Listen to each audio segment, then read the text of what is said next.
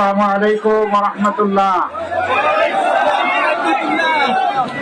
আলহামদুলিল্লাহি রাব্বিল আলামিন ওয়াসসালাতু ওয়াসসালামু আলা রাসূলিহিল কারীম ওয়া আলা আলিহি ওয়া সাহবিহি ওয়া আহলি বাইতি আজমাইন।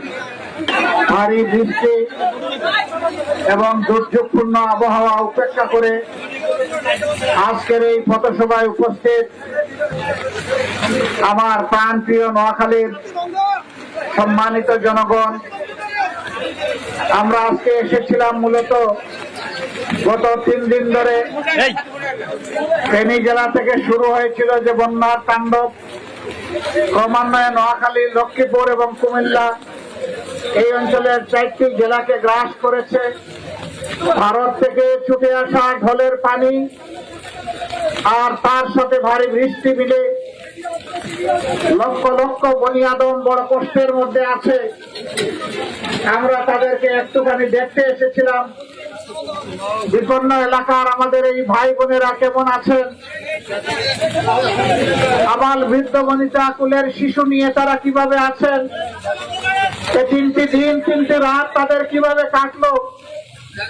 আফসোসের বিষয়, বিপুল সংখ্যক ঘর এবং বাড়ি পানির তলে তলিয়ে গেছে, কিন্তু পর্যাপ্ত নৌকা বা বাহন না পাওয়ার কারণে আমরা অনেক জায়গায় পৌঁছতে পারিনি।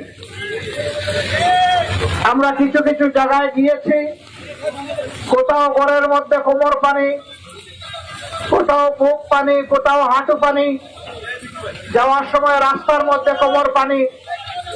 একটি পরিবার কুলের শিশুকে নিয়ে তারা ছুটে চলছে। জিজ্ঞেস করলাম কোথায় যাবেন, একটু শুকনা জায়গার সন্ধানে যাচ্ছি, কোথায় যাব জানি না।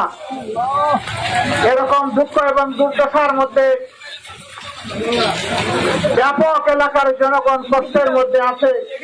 মহান রবের দরবারে দোয়া করে, হে আল্লাহ, তোমার এই বান্দা বান্দির চোখের পানির দিকে তুমি তাকাও আর আসমানের পানিকে তুমি থামাও। তুমি জমিনকে বলো, হে জমি, তুমি এই পানি শোষণ করে নাও, এই পানির বরকতে তুমি এই জমিকে উর্বর করে দাও, বাংলাদেশের জনগণের জন্য কল্যাণকর করে দাও। আপনারা লক্ষ্য করেছেন, স্টেজে উঠার পরে ছোট্ট একটি বোতল হাতে নিয়ে আমি পানি হাতে নিয়েছিলাম এবং আপনাদের দিকে ছড়িয়ে দিয়েছিলাম। এ পানি সাধারণ পানি নয়, পানি ছিল জমজমের পানি। রব্বুল আলামিন, তোমার এই পবিত্র পানির উছিলায় তুমি এই মাটিকে উর্বরতা দান করো, এই মাটির উপর তুমি রহম করো, বারাকা নাজিল করো, আমাদের গুনাহ খাতা ক্ষমা করো। প্রিয় জাতির উপর তুমি রব্বুল আলামিন সন্তুষ্ট হয়ে যাও। তামাম জিল্লতি এবং কষ্ট থেকে আমাদেরকে তুমি রক্ষা করো। আমার ভাই ও বন্ধুরা, যাদের ওই রকম কষ্ট নেই, ঘর বাড়িতে পানি উঠে নাই, দোকানপাট তলিয়ে যায় নাই, এবং যাদেরকে আল্লাহ সামান্য হলেও সামর্থ্য দিয়েছেন, আপনাদের মাধ্যমে আপনাদেরকে এবং আপনাদের মাধ্যমে গোটা দেশবাসীকে আমি আহ্বান জানাচ্ছি, আসুন আমাদের ভাই বোনদের এই কষ্টের সময় আপনাদের একটা দরদি মন আর খোলা একটু হাত নিয়ে তাদের দিকে এগিয়ে আসুন। আমি আমার দলীয় সহকর্মীদেরকে অনুরোধ করব, আগামী 1 সপ্তাহ সংগঠনের স্বাভাবিক সমস্ত কার্যক্রম স্থগিত থাকবে। এই সময়টা আপনারা বিপন্ন মানুষের দ্বারে দ্বারে ঘরে ঘরে ছুটে যাবেন, উদ্ধার কাজে সহযোগিতা করবেন, সামান্য একটু খাবার তাদের মুখে তুলে দেওয়ার চেষ্টা করবেন, অসুখ বিসুখ হলে একটু ঔষধ তাদের কাছে পৌঁছায় দেবেন, পান করার মতো একটু পানীয় জল আপনারা হাতে নিয়ে তাদের ঘরে ঘরে ছুটে যাবেন।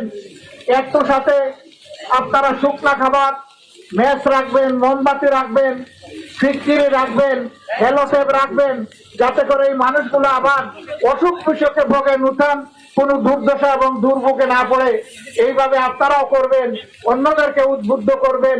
আমরা যদি একটি কেয়ারিং সোসাইটি বা একটা দরদি সমাজ এইভাবে গড়ে তুলতে পারি, ইনশাআল্লাহ আল্লাহর রহমত আমাদের জন্য জমিনে নেমে আসবে।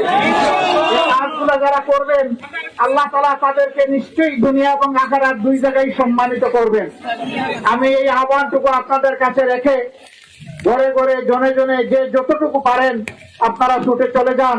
আপনাদের প্রতি আকুল আহ্বান জানিয়ে আমার কথা এখানেই শেষ করছি। আল্লাহ হাফেজ। বাংলাদেশ জিন্দাবাদ, বাংলাদেশ জামাতে ইসলামী জিন্দাবাদ।